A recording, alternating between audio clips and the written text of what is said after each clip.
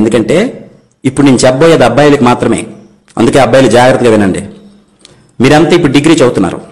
చూడండి, ఇక్కడ ఎంత బాగా చదువుకున్నా చివరికి ఏదైనా జాబ్ చేసుకుని సెటిల్ అవ్వకపోయినా అమ్మాయిలకు హౌస్ కీపింగ్ అనే జాబ్ ఉంది. అందుకే వాళ్ళు జాబ్ చేయకపోయినా వాళ్ళని ఎవరేమనరు. మరి అబ్బాయిలు తప్పకుండా ఏదో ఒక పని చేయాలి. అందుకే మీరే జాగ్రత్తగా వినండి. మనం మగాలుగా పుట్టాం. మగాడిగా పుట్టడం ఈజీనే, కానీ మగాడు అనిపించుకోవడం చాలా కష్టం నాయనా. ఒకసారి మగాడి జీవితాన్ని చూద్దామా? 5వ క్లాస్ లోపు అమ్మా నాన్న తప్ప మనకి ఇంకేం తెలియదు. 6వ క్లాస్ నుంచి 10th క్లాస్ వరకు కొత్తగా అన్నీ నేర్చుకుంటాం.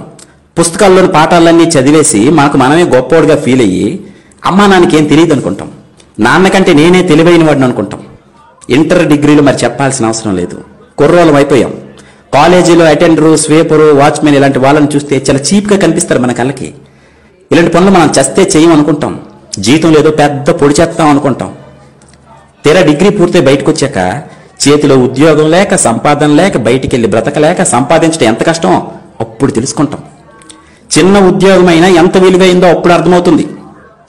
వయసు వచ్చిన కొడుకు ఇంట్లో ఖాళీగా ఉంటే అమ్మా నాన్న నిన్ను అదోలా చూస్తుంటే అప్పుడు మీరు రెడీ అవుతారు.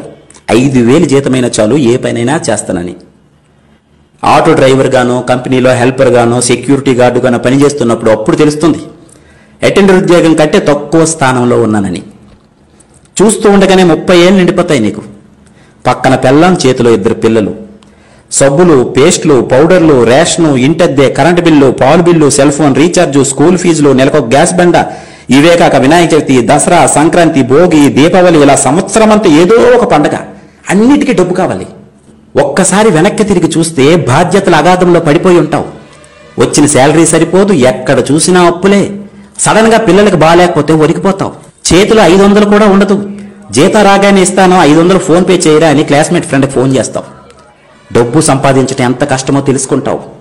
ఇప్పుడు కాలేజీ రోజుల్లో అన్నీ నీకే తెలిసని ఎగిరిపడే నీకు 30 ఏళ్ళు నిండితే గానీ అసలు జీవితం అర్థం కాదు. అంతలోనే నీ పేరెంట్స్ ఈ లోకం విడిచిపోతారు. అప్పుడు తెలుస్తుంది నీకు జీవితం అస్సలు విలువ. కూలి పని చేసైనా నీ తండ్రి నిన్ను ఎలా పెంచాడో గుర్తు చేసుకుంటావు. ఊరంతా బలాదు తిరిగొచ్చిన అమ్మ ఎలా భోజనం పెట్టేదో గుర్తొస్తుంది నీకు. అప్పుడు ఏడుస్తావు బయ్యో. తొక్కలో లవ్వని అమ్మాయి వెంట తిరిగి అది మోసం చేస్తే ఏడ్చావు చూడు, అసలు అది ఏడుపే కాదు.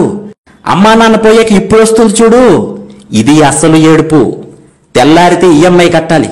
అప్పులు వాళ్ళు ఫోన్ చేస్తుంటారు, సమాధానం చెప్పలేక ఫోన్ స్విచ్ ఆఫ్ చేసుకుని పడుకుంటావు. కానీ నిద్ర పట్టదు. ఇంట్లో కూరగాయలు ఉండవు. నీ దరిద్రం చూసి భరించలేక అప్పుడు నీ పిల్లం ఒరే చేతకాని దద్దమ్మా, పడుకోవడానికి తప్ప ఇంకా దేనికి పనికిరాని ఎదవు నువ్వు అని నిన్ను పక్కింటోడితో పోల్చి పొడుస్తుంది చూడు, అప్పుడు వస్తాయిరా మీకు నడుము నొప్పి, మోకాలు నొప్పులు.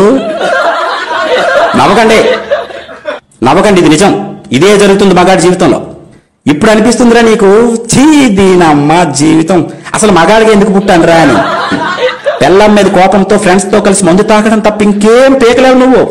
నీ కష్టాలన్నీ సిట్టింగ్ లోనే ఫ్రెండ్స్ తో షేర్ చేసుకుంటావు. అప్పుడు నిన్ను ఆదుకుంది 10వ 12వ సహాయం చేసేది క్లాస్మేట్సే. అందుకే క్లాస్మేట్స్ ప్రతి మగాడికి చాలా అవసరమైనప్పుడు ఆదుకుంది వాళ్ళే. మగాడిగా పుట్టిన తర్వాత ఈ కష్టాలన్నీ తప్పవునైనా సంపాదించాల్సింది నువ్వే, పెంచాల్సింది నువ్వే, దొబ్బులు కాయాల్సింది కూడా నువ్వే. పండక్కింట్లో అందరికీ నువ్వే కొత్త బట్టలు కొంటావు, నువ్వు మాత్రం కొనుక్కో. ఎందుకంటే నీ దగ్గర డబ్బులు ఉండవు, ఎప్పుడు ఆ పాత బట్టల్లోనే కనిపిస్తావు. అప్పుడు తెలుస్తుంది నీ నాన్న ఎప్పుడు చిరిగిపోయిన బనియన్తో, అరిగిపోయిన చెప్పులతో ఎందుకు అలా సింపుల్ గా కనిపించేవాడో ఇప్పుడు అర్థమవుతుంది. నువ్వు నాన్న అయితే గానీ మీ నాన్న అంటే ఏంటో నీకు అర్థం కాదు.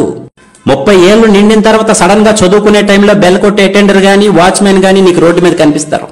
చిన్న ఉద్యోగమని, తక్కువ జీతమని హేళన చేసి నువ్వే ఈరోజు అతన్ని ఎంత ఆప్యాయంగా పలకరిస్తావో చూడు. నీకంటే అతను ఎన్ని రెట్లు గొప్పవాడో ఇప్పుడు నీకెవరో చెప్పాల్సిన అవసరం లేదనుకుంటా.